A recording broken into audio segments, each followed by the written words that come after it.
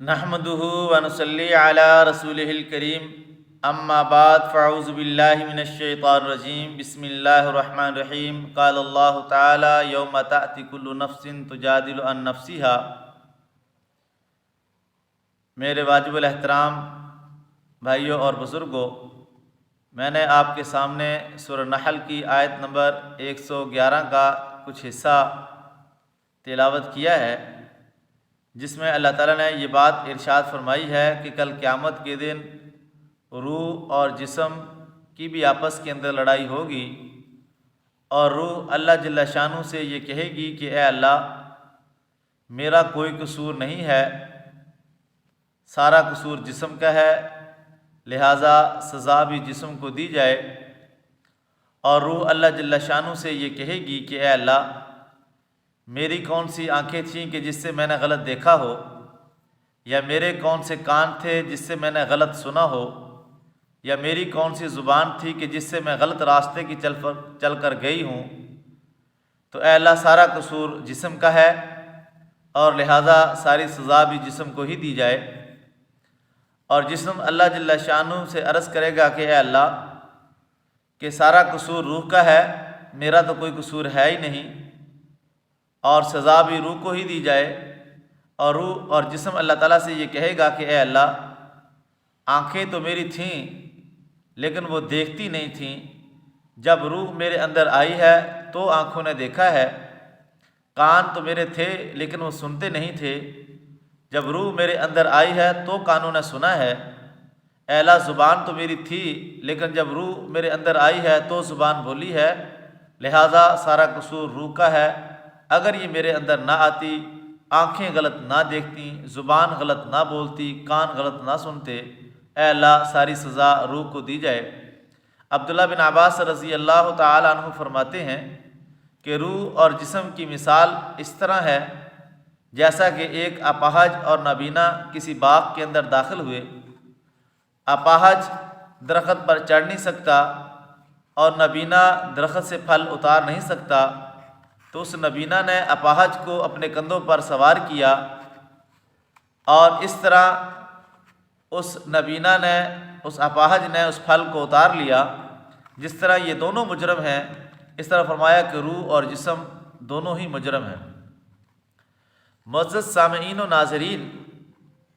اس آیت کے اندر جو قابل غور بات ہے وہ یہ ہے کہ روح اس انسان سے ایک لمحے کے لیے بھی علیحدہ نہیں ہوتی،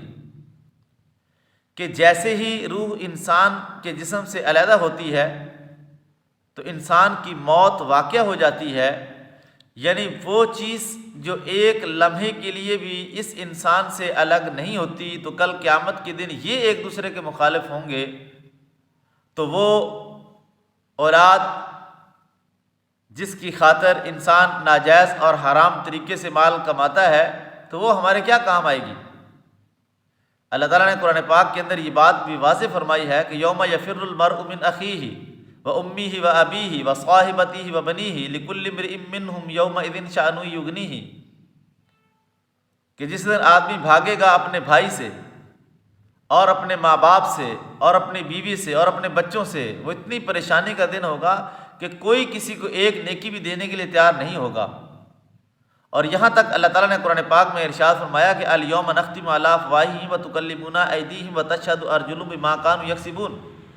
کہ آج ہم تمہارے منہوں کے اوپر مہرے لگا دیں گے اور تمہارے ہاتھ بول کر ہمیں بتائیں گے، اور تمہارے پاؤں اس بات کی گواہی دیں گے کہ جو غلط راستوں کی طرف چل کر گئے ہوں گے اس کی گواہی پاؤں دیں گے۔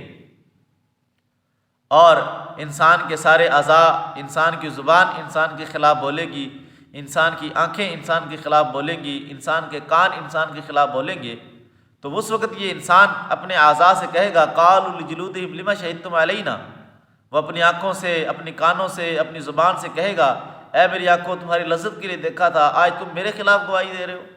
کانوں سے کہے گا کہ میں نے تیری لذت کے لیے سنا تھا، آج تم میرے خلاف ہی گواہی دے رہے ہو۔ تو وہ یہ کہیں گے قالوا انطقنا اللہ الذی انطق کل شیء، آج ہمیں اس اللہ نے بلایا ہے جو کائنات کی ہر چیز کو بلاتا ہے۔ تو اس لیے سمجھداری اور دانائی اور کامیابی اور خیر خواہی اسی میں ہے اس انسان کی، کہ انسان اپنی اس زندگی میں رہ کر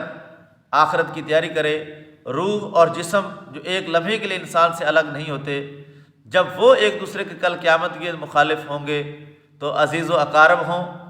رشتہ دار ہوں، وہ بھائی ہوں، وہ اولاد ہوں، جن کو آدمی راضی کرنے کے لیے، خوش کرنے کے لیے احکام شریعت تک کو توڑ دیتا ہے، تو وہ کل قیامت کے دن کیا کام آئیں گے جب روح اور جسم ایک دوسرے کے مخالف کھڑے ہوئے ہوں گے۔ اللہ تعالیٰ سے دعا ہے کہ اللہ تعالیٰ ہمیں خود سے اس دنیا میں رہ کر آخرت کی فکر اور آخرت کی تیاری کرنے کی توفیق نصیب فرمائے۔ وآخر دعوانا ان الحمد للہ رب العالمین۔